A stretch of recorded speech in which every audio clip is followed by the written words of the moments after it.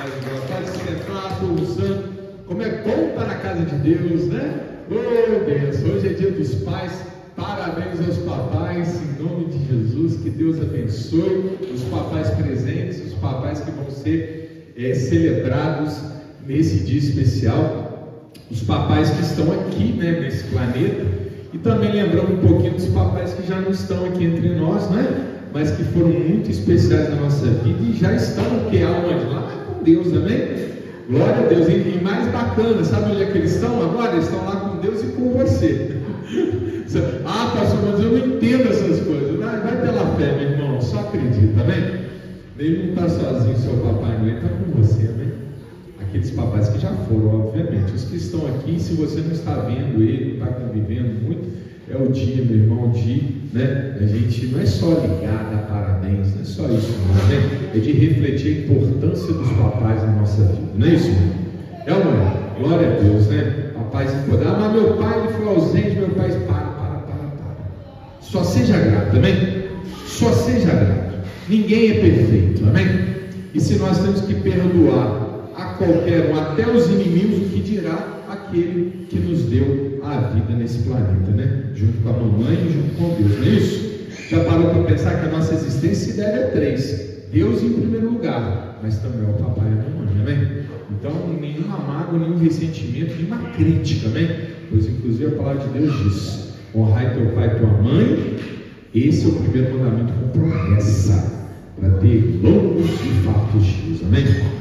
Então, a gente não pode nunca criticar o papai e a mamãe, amém?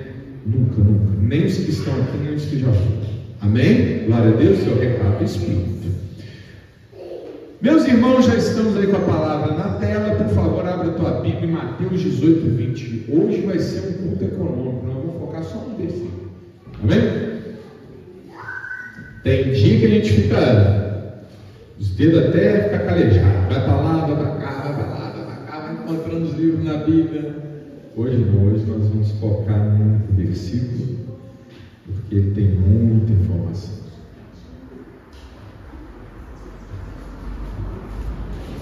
Em nome de Jesus, Santa Ceia, ó, bacana, hein? 8ª Santa Ceia do ano, que maravilha! Deus é bom. Estamos aí na peregrinação santa. 8ª, né, meus irmãos? No ano de 12 meses. Eita, o tempo está passando rápido. Porque a gente tem que aproveitar toda a oportunidade. Em nome de Jesus. Amém? Muito obrigado, irmão. Obrigado pela gentileza. Deus abençoe.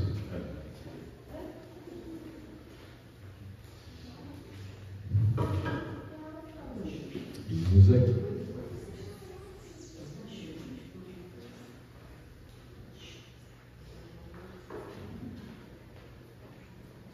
Amém? Chegou? Porque onde estiverem 2 ou 3 reunidos em meu nome, aí estou eu no meio deles. Amém? Quem tem aquela Bíblia que fica vermelhinha na palavra de Jesus, já viu que está vermelhinha, né? Quem está falando essa palavra? Jesus. O pastor nunca ouviu esse versículo, raro, né, meu irmão? Todo mundo já ouviu esse versículo. Volta e meia, nós inclusive citamos ele, né? Vamos lá, vamos fazer aqui vamos destrinchar item por item. Vamos olhar, nós não vamos nem falar no contexto também. A gente poderia abordar o contexto que Jesus está falando essa palavra, não é o objetivo de hoje. Vamos fitar os nossos olhos com toda atenção apenas nessas pequenas letras, nessas curtas palavrinhas que formam esse versículo, que também não é um dos mais longos nem dos mais difíceis. Vamos lá? Porque onde estiverem 2 ou 3 reunidos em meu nome. Meu irmão, minha irmã, veja bem, o plano de Deus para a nossa vida é que nós temos comunhão com Ele. E a comunhão com Deus, ela é a comunhão com o Espírito que está dentro de nós, com Jesus, que é o nosso único intercessor, por isso que a gente sempre fala em nome de Jesus, e com Deus Pai Todo-Poderoso, soberano, que era, inclusive, meus irmãos, para a gente estar vivendo assim em comunhão normal, como permite ter contato com Ele. Infelizmente, Adão pecou e essa conexão ela acabou se desfazendo entre Deus e toda a humanidade. Por isso que a gente não olha para o alto e não vê a face de Deus. Por quê? Porque Deus não pode se revelar a todas as pessoas. Mas como assim, pastor? Não pode se revelar por uma razão simples, porque Deus não se mistura com o mal. Não é que Deus não queira estar conosco, mas é que como Ele é totalmente bom, Ele não pode se misturar com nenhuma pitadinha de mal. Lembra que Jesus falou, um pouquinho de fermento leveda a massa inteira? Lembra que Tiago falou, quem peca contra um ponto da lei, pecou contra a lei inteira? Mas se você não entendeu as coisas espirituais, olha para as coisas terrenas e vai ficar fácil. Você pode viver uma vida inteira, 60 anos, sendo justo, honesto, pagando seus impostos, nunca violando uma lei de trânsito sequer. Mas que com 60 anos de idade, se você num gesto de ira for e assassinar uma outra pessoa, eu digo você, não é para ninguém aqui não, né? Estou falando com você genérico, com você hipotético. O que acontece com esse tal que matou uma pessoa? Ele vai ser processado, julgado, possivelmente condenado, se ele for realmente culpado, não é isso? Olha, mas eu vivi 60 anos de justiça. Um ato apenas vai me tornar injusto? Infelizmente é assim.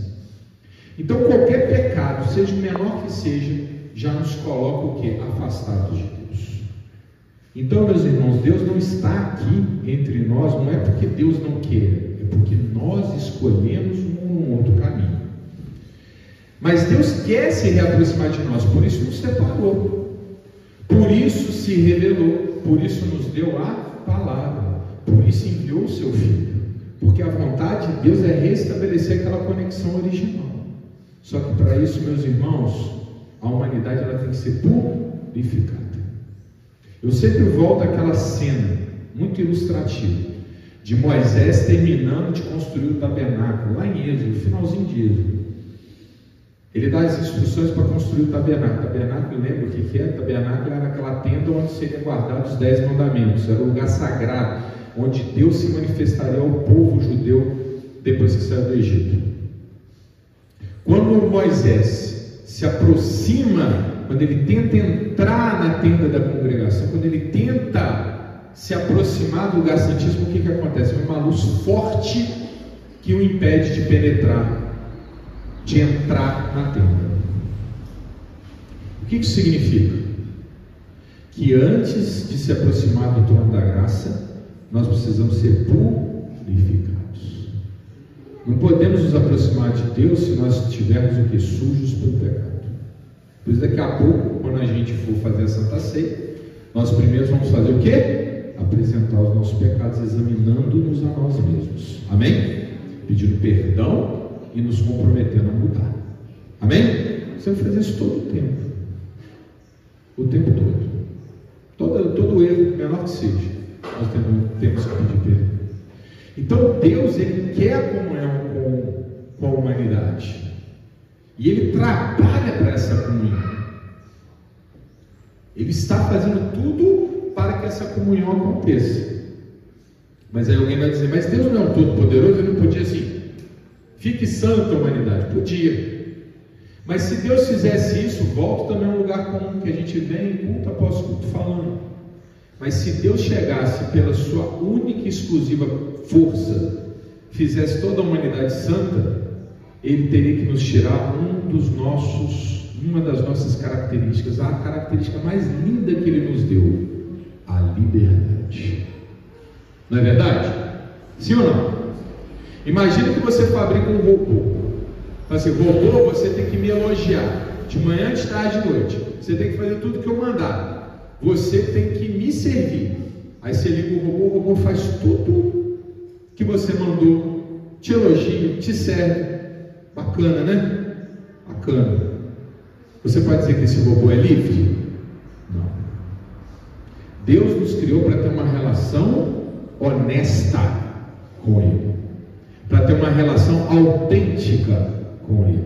Por isso Ele nos deu algo que só Ele tinha até nos criar: liberdade. Uma liberdade que é tão linda, que permite inclusive que o homem resolva não ficar com Deus. Não é lindo, né?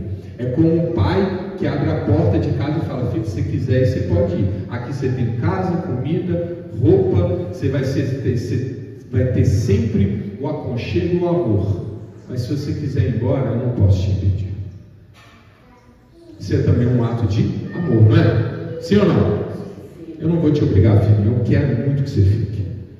Mas se você não quer ficar, vai fazer a tua experiência. Eu sei que você vai se arrepender, mas às vezes tem as pessoas que ficam pelo amor, mas tem as pessoas que têm que voltar pela dor, não é? Então Deus nos deixou livres para a gente escolher, e a humanidade escolheu pecar.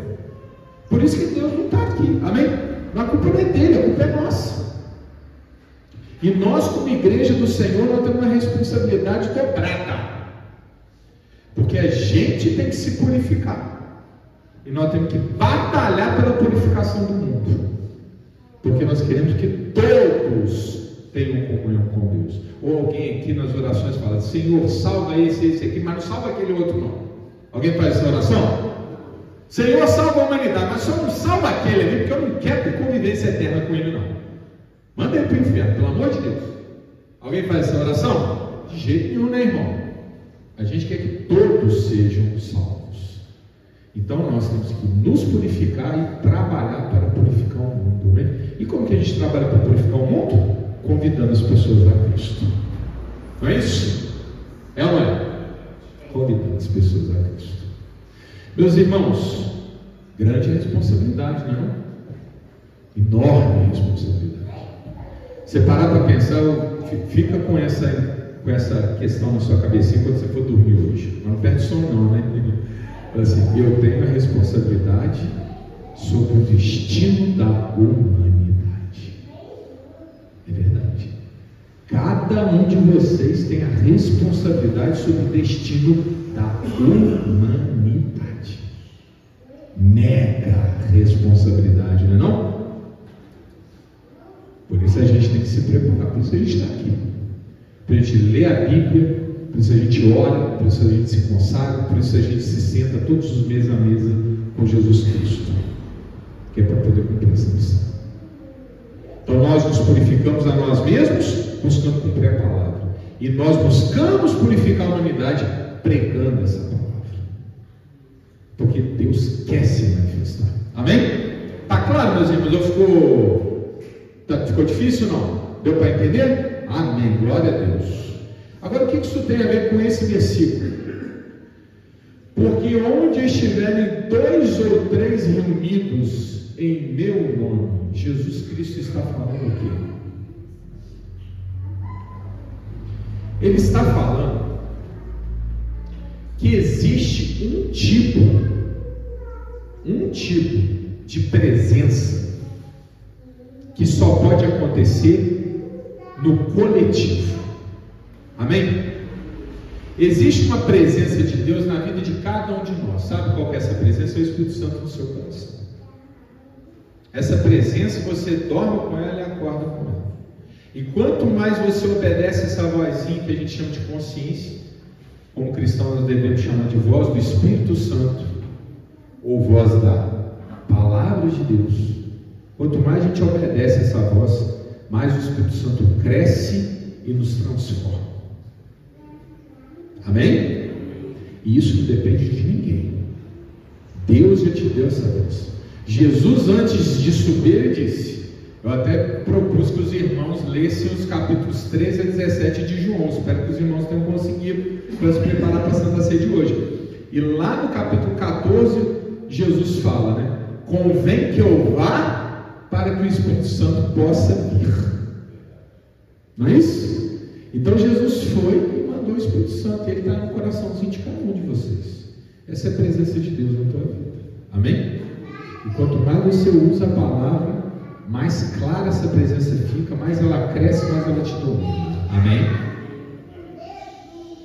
Mas existe uma segunda presença, meu irmão, que não acontece naquele lugarzinho que é só seu e de Deus, aquele lugarzinho que você costuma orar. Tem uma manifestação de Deus que só acontece quando os crentes se reúnem. É isso que Jesus está falando. Porque onde estiverem dois ou mais reunidos em meu nome. O que é isso? Que reunião é essa de dois ou mais no nome de Jesus? A igreja. Não é isso? Jesus não está falando que precisa ser centenas, milhares. Amém? Oramos para que sejam centenas ou milhares que entrem e ingressem no reino de Deus. Mas Deus tem um plano para cada ministério que Ele levantou. Pode ter um ministério com milhares, pode ter um ministério com 2. O que Jesus está falando é o seguinte: existe um tipo de manifestação que requer congregação, que requer que mais de um se reúna no meu nome. Amém? Está claro isso ou não, meus irmãos? Ou seja, Jesus está falando assim: a igreja é necessária. A igreja é necessária. Alguns irmãos, tem muita variante do cristianismo, né? A gente encontra muita coisa na internet. Tem irmão que fala assim: não precisa de igreja não, esse negócio de igreja aí é só para enriquecer pastor, esse negócio de igreja aí é coisa do passado, esse negócio de igreja aí é só para ter um lugarzinho para se reunir, igual um clube. Não, não é isso, não, para com isso. Oh, mas 2 eu posso reunir lá em casa. Não é isso que Jesus está falando. Jesus não está falando que tem que ser 2, nem 3. Olha só, 2 ou 3, e a gente podia colocar ou 4, ou 5, ou 10. Ou seja, tem que ser uma congregação, tem que ser um conjunto, um coletivo. Não importa que seja pequenininho, mas tem que ser coletivo. Amém? Então está claro? Reunidos em meu nome, ou seja, um espaço, um lugar que é consagrado a Ele e só a Ele. Por isso, altar não é lugar de fazer discurso, altar não é lugar de pedir voto, altar não é lugar para falar da vida pessoal, altar é lugar de pregar a palavra. Exemplos, inclusive, da vida do pastor, só se forem muito necessários para ilustrar a palavra. Meu irmão, minha irmã, a igreja é necessária. Jesus está dizendo, porque onde estiverem 2 ou 3 reunidos em meu nome, é como se ele estivesse dizendo, porque onde houver igreja, ele conclui, aí estou eu no meio deles. Amém? A igreja é necessária para a manifestação de Jesus na nossa vida. Ela é necessária para que Jesus manifeste-se na nossa vida. Significa, pastor, que só na igreja eu tenho comunhão com Jesus? Não é isso. Acabei de dizer. O Espírito Santo está no teu coração, amém? Aquele seu lugarzinho lá na sua casa que você ora, Deus está ali contigo. Mas existe um tipo de manifestação que não vai acontecer lá, vai acontecer aqui. E tanto uma quanto outra são igualmente necessárias. Porque completa essa palavra, hoje meu propósito é ficar num versículo só, amém? Eu só não vou trazer, mas vocês vão lembrar. Lembra quando Jesus se encontrou com a mulher samaritana, e a mulher samaritana questionava que não podia ir para Jerusalém, que ela tinha que orar naquele morro?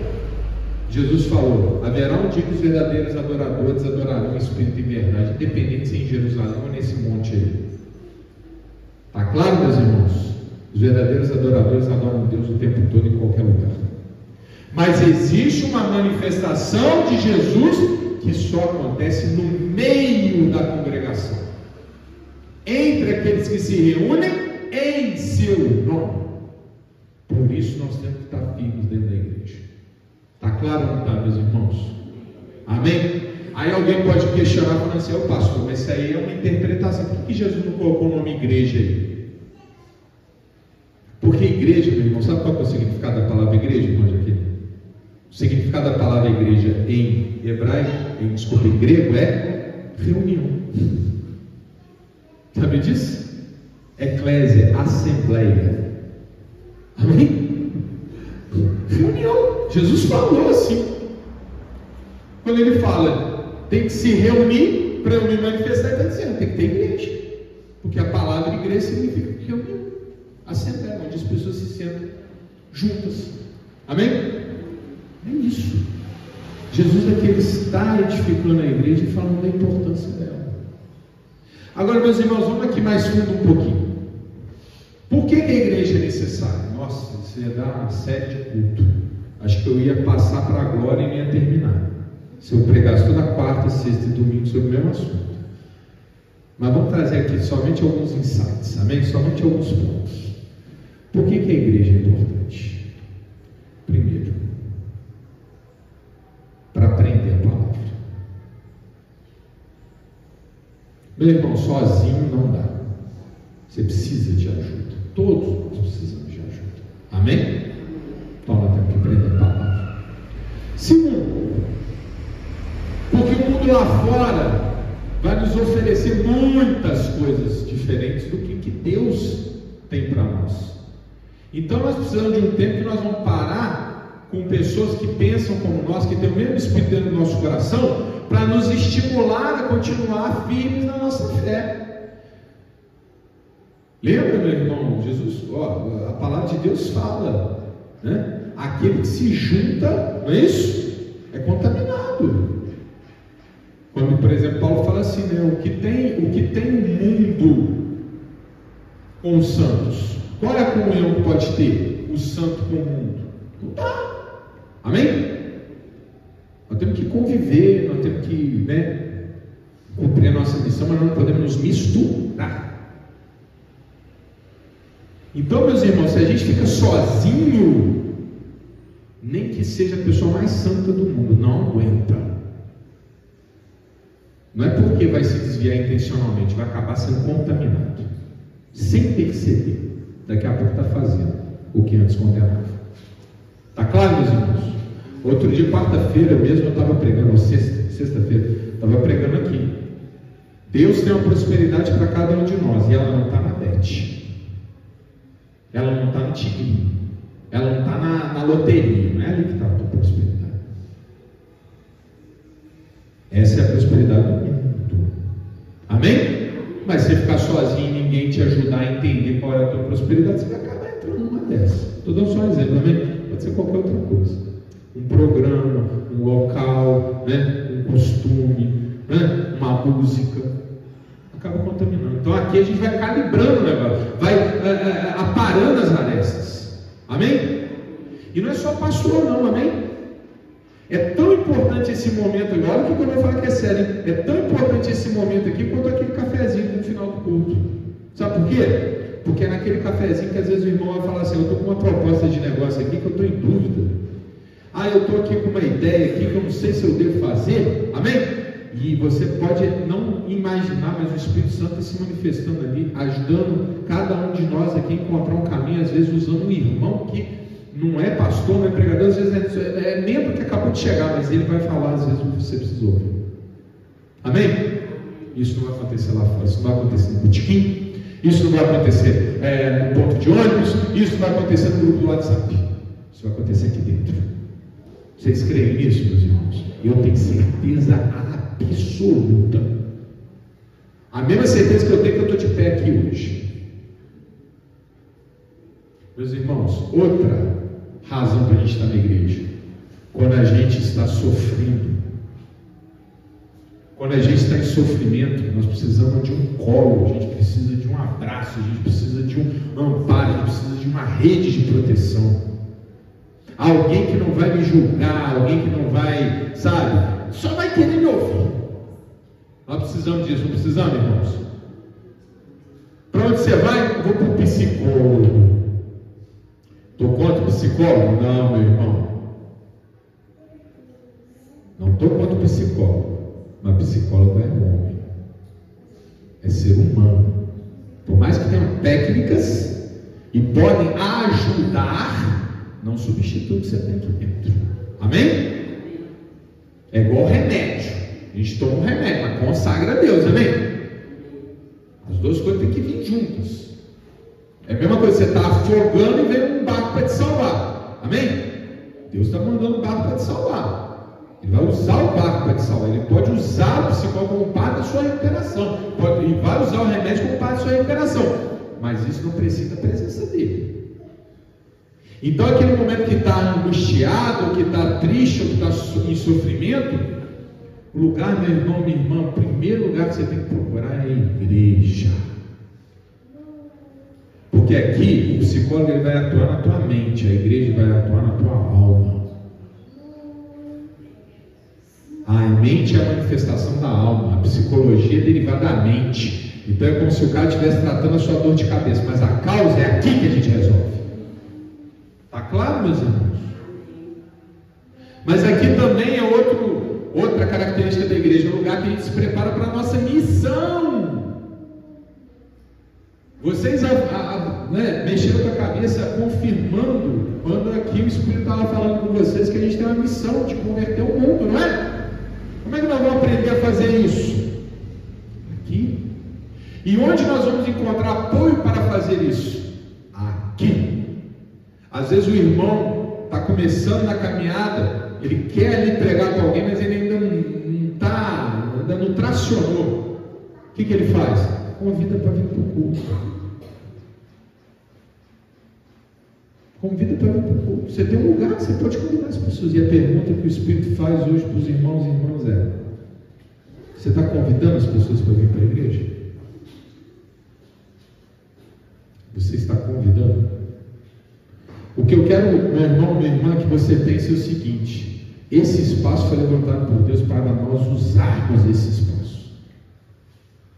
Então, quando você estiver em sofrimento, pode ir para o psicólogo, pode tomar um remédio, pode falar aí com o teu amigo. Cuidado com esse amigo, amém?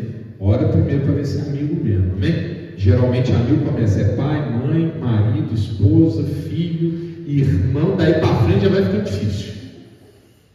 Daí para frente é muita oração para você servir, amém?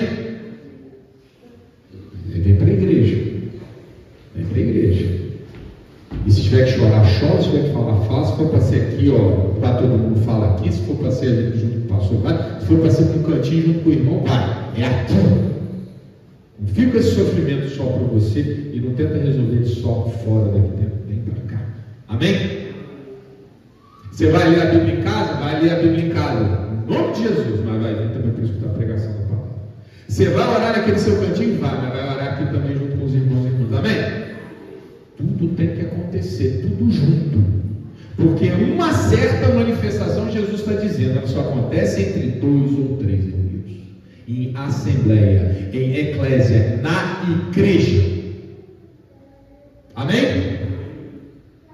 Então, meus irmãos, vamos colocar essa palavra no coração. Eu quero trazer uma palavra aqui em breve, para a gente aprender a defender a igreja. Porque a gente está vendo muita coisa ruim, muita notícia ruim, muita coisa, vou usar aqui a expressão popular aí, queimando o filme da congregação dos santos. E é muito difícil a gente lidar com isso. Por quê? Porque a gente tem que ter uma diplomacia muito fina para não transgredir ao ponto de acusar o irmão, amém? E ao mesmo tempo não passar pano nos erros. E eu estou falando, é o desafio de vocês, não. O desafio começa comigo, pastor dessa igreja. Eu estou meditando sobre isso. Eu tinha uma pregação pronta para trazer aqui sobre isso. E Deus me fez encontrar nesta manhã. Falou, não, Alegre, não é agora que você tem que trazer essa palavra. Primeiro tem que começar a calibrar. Nós temos que começar a falar qual é o papel da igreja. O que a gente espera da igreja. O que a igreja tem que fazer na nossa vida. E depois, lá na frente, a gente poder se armar para poder lidar com essa conjuntura complexa. Está claro, meus irmãos? Estou me fazendo entender ou não? Então eu gostaria muito que nessa semana, depois de tomar essa Santa Ceia, você orasse pela nossa igreja. Você orasse primeiro pela nossa igreja, por essa porta aqui, por esse lugar, por esses metros quadrados abençoados, onde nós somos, onde nós compartilhamos o maná de Deus. Ora, pastor, que tipo de oração? Para ela encher? Para ela cumprir o plano de Deus. Amém? Amém? A gente não ora para a igreja encher, a gente ora para a igreja ser relevante na medida que Deus quiser que ela seja relevante. Amém? Está claro ou não? Porque o próprio Jesus nos dá essa tranquilidade de dizer: basta dois. Basta dois. Amém?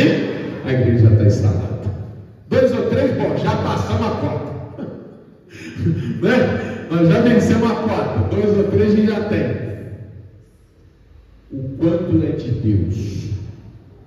E que as pessoas certas cheguem aqui. Que as pessoas que precisam cheguem aqui. E que a gente tenha capacidade de fazer o convite. Mas não só, mas que a gente tenha capacidade de saber usufruir disso. Amém? Para Deus se manifestar exatamente aqui na nossa vida, de cada um de nós. Esse é um pedido que eu estou fazendo para a nossa congregação. Assim que a gente tomar essa Santa Ceia, nós vamos fazer uma oração em conjunto especial para a nossa igreja. E depois eu peço que os irmãos continuem com essa oração em casa. Senhor, olhe pela nossa igreja, nem que seja só isso, uma vez por dia. Senhor, faça com que a nossa igreja cumpra o propósito do plano do Senhor. Senhor, abençoe aquele santo lugar, abençoe os irmãos e irmãs, abençoe, e deixa Deus trabalhar. Glória a Deus. Amém? Aquela salva de palmas para o nosso Deus.